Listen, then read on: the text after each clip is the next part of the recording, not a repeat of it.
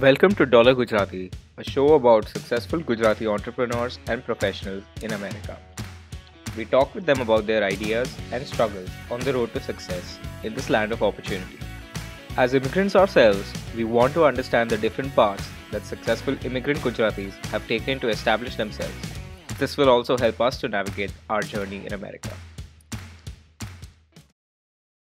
Hey everyone, we're back with Sam Patroda for the second part of his journey. If you haven't already, please check out part 1. For those of you unfamiliar with Sam's work, he is the father of Indian Telecom who worked with Prime Minister Rajiv Gandhi to bring Indian Telecom to the modern age. So without further ado, let's continue our conversation with Sam.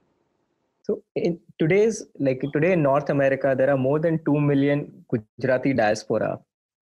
And as you know that India is going through a terrible crisis. The world is going through a terrible crisis with coronavirus.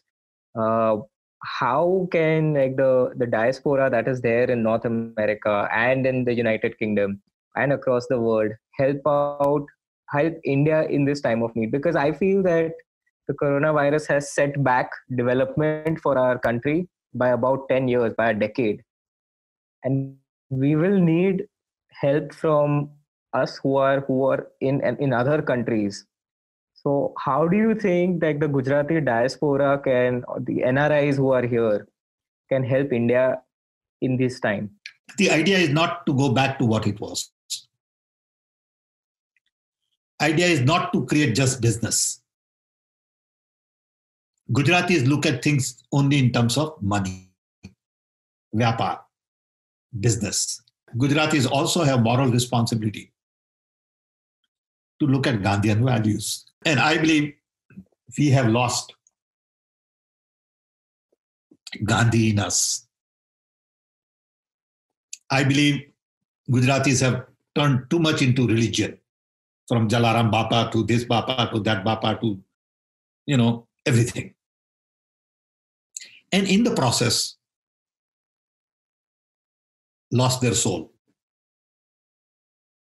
Everybody's after money, and we have lost that Gandhian character,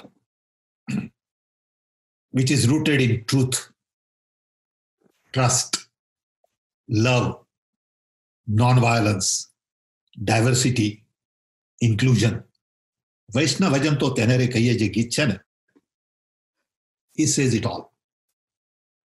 A kavita, it says it everything about Gujarati, if you believe in it. That is about serving people. That is about character.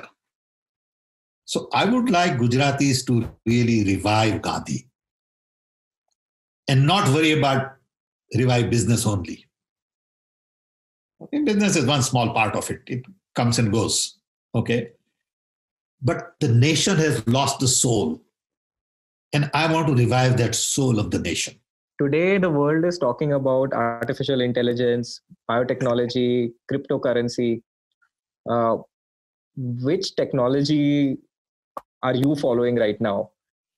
See, to me, technology is a problem-solving mechanism. It's an equalizer. Technology is not something sexy, exotic, fancy, urban, elite. It depends on what problem you are trying to solve. So I'm more right now focused on agriculture.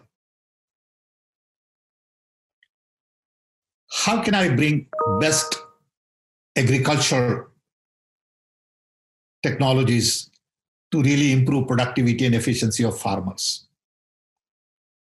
Beginning with IT. Okay.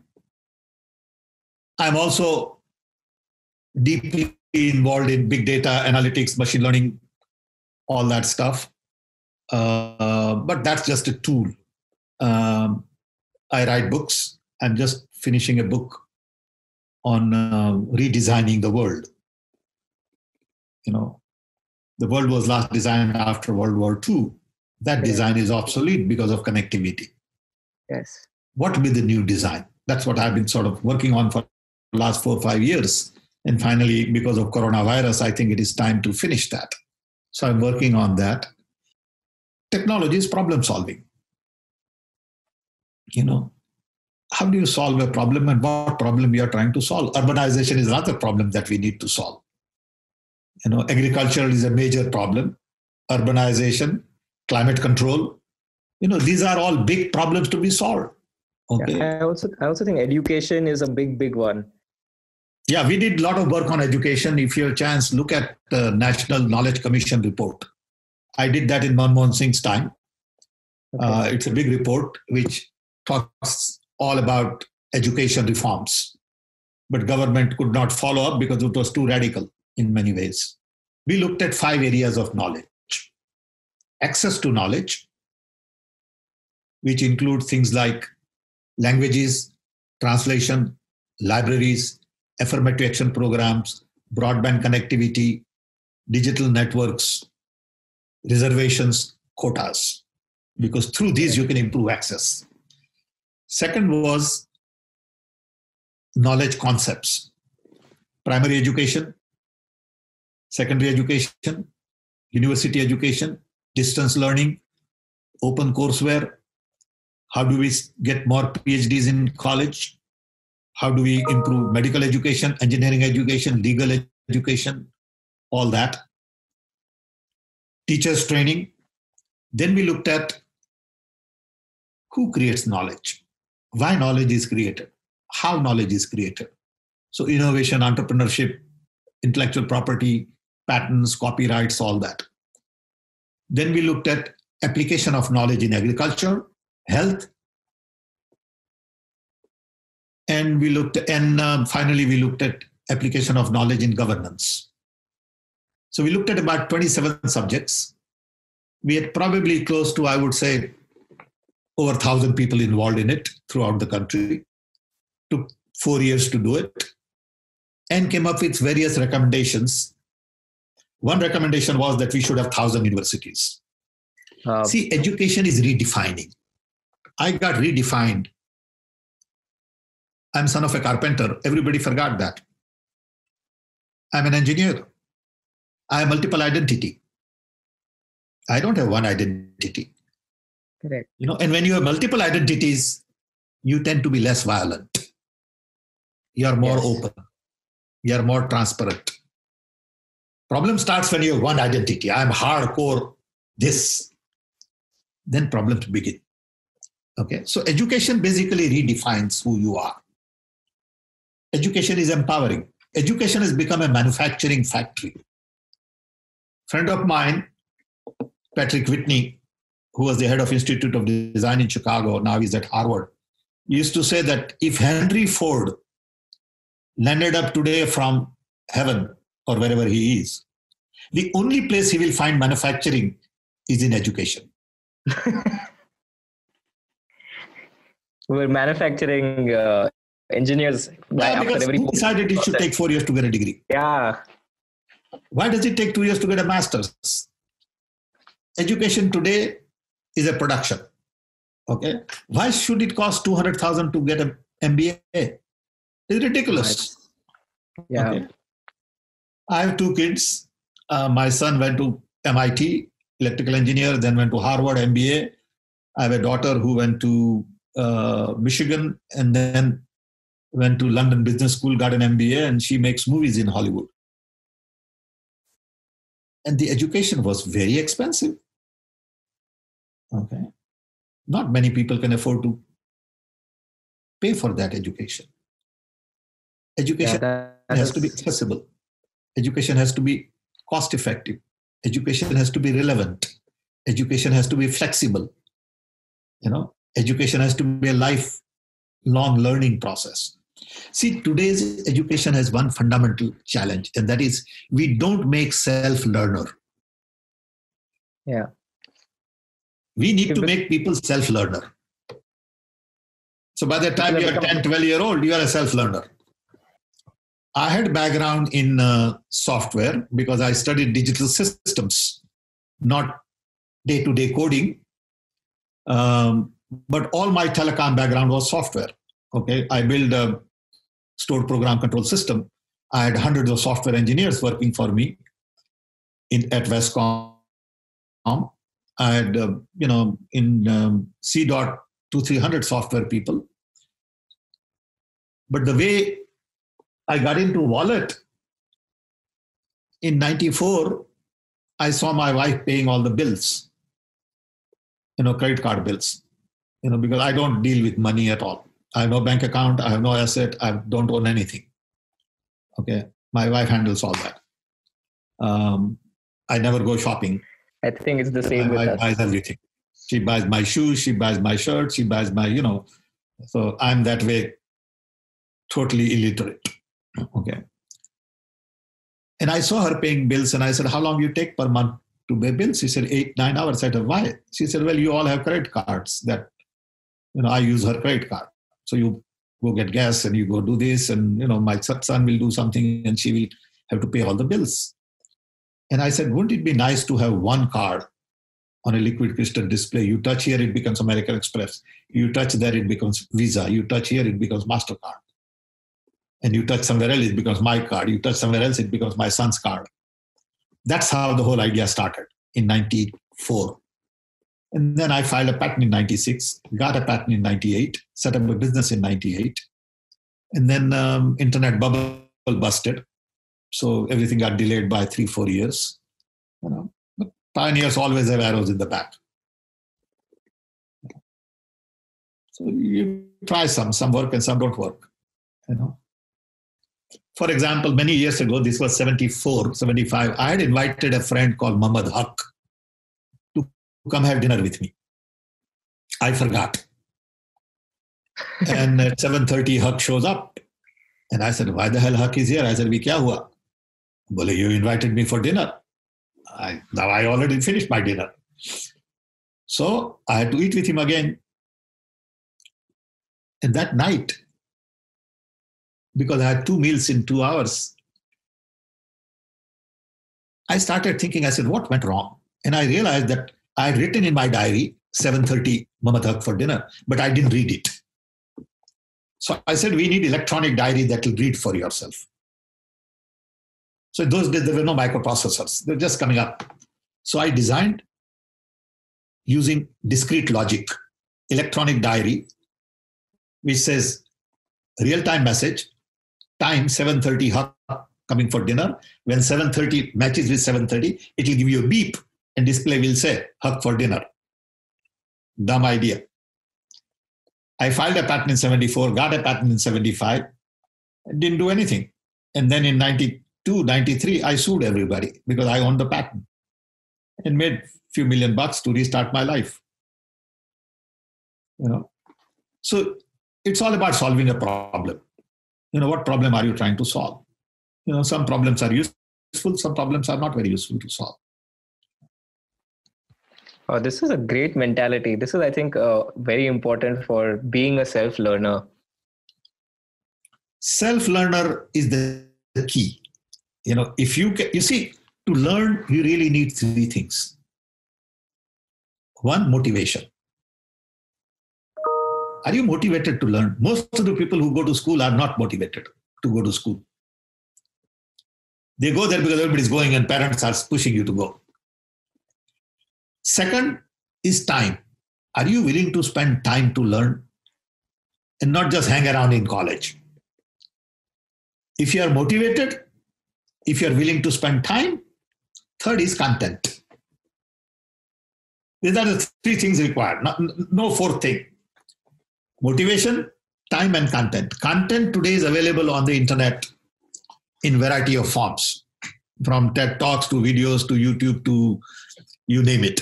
Okay.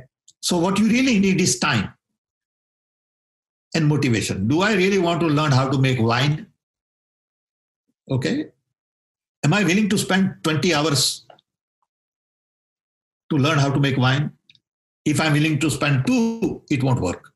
20 might work. 200 will make me an expert. Okay. I don't need teacher anymore. I need a mentor. But most of the teachers are not trained to be mentors. They are only trained to be teachers. So in the world today, 99% of the teachers cannot be mentor because they are being told to go on the board and just repeat what you have been doing all along. Mentor requires a different mindset. different psychological frame.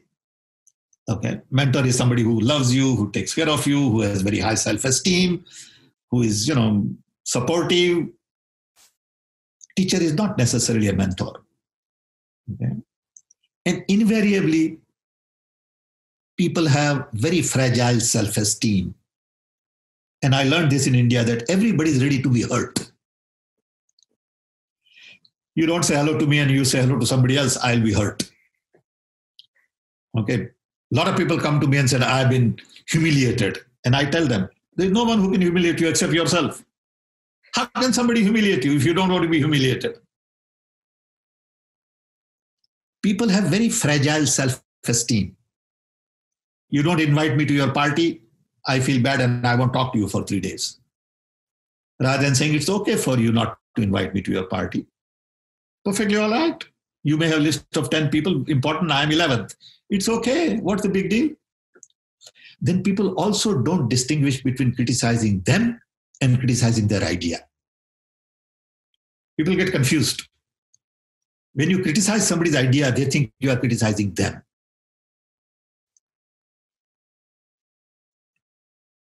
And it's okay for you to criticize my idea because I cannot have good ideas all the time.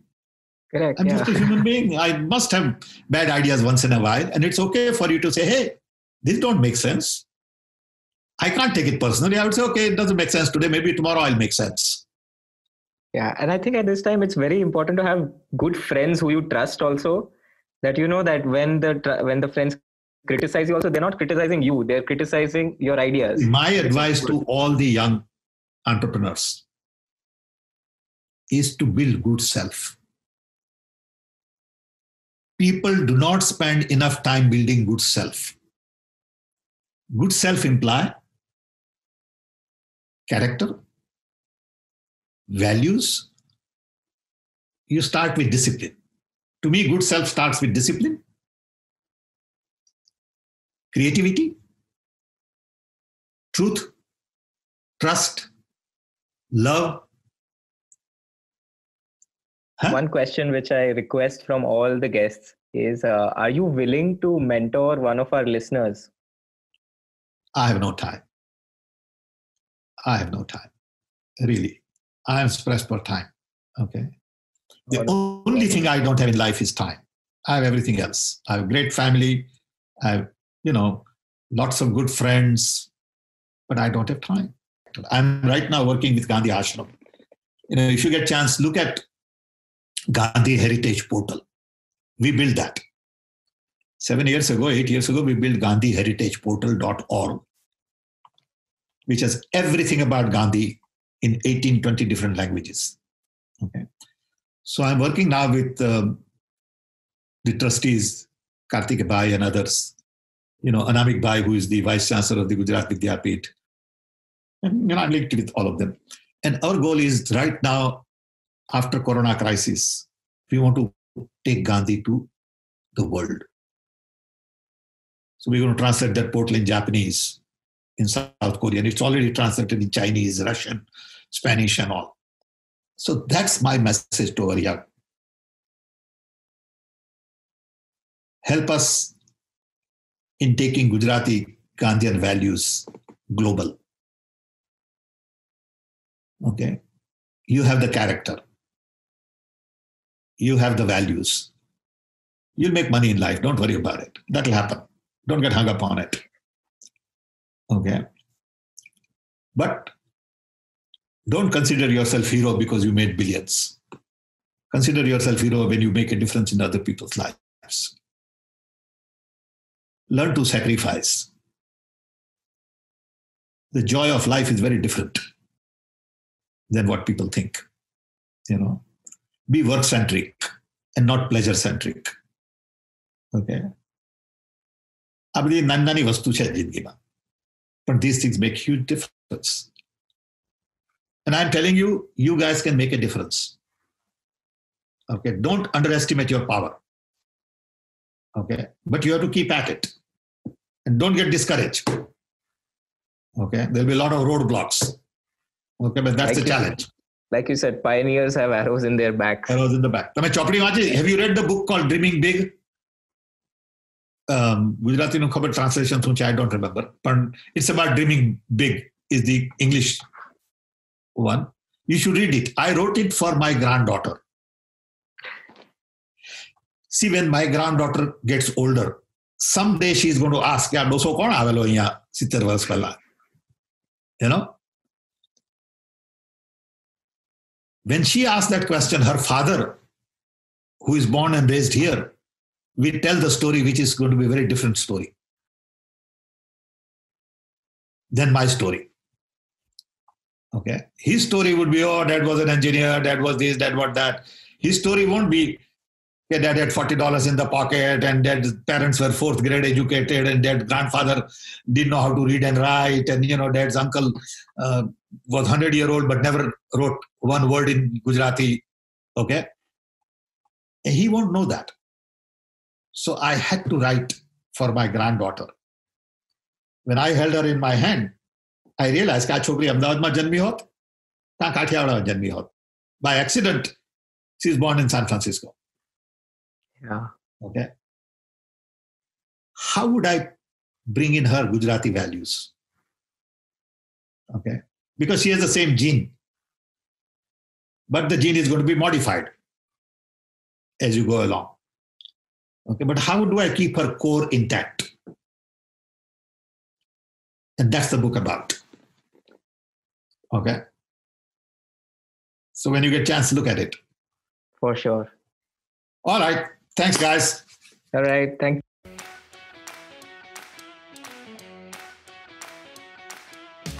Thanks for listening to the show this week. And if you want to ask us any questions or want to see someone specific on our show, write to us at dollargujarati@gmail.com. You can also tweet to us at dollargujarati. Make sure you don't miss any episode by subscribing to our podcast on Spotify, Apple Music, YouTube, or however it is that you get your podcast. I'm Dakshaday Shah, and you've been listening to Dollar Gujarati.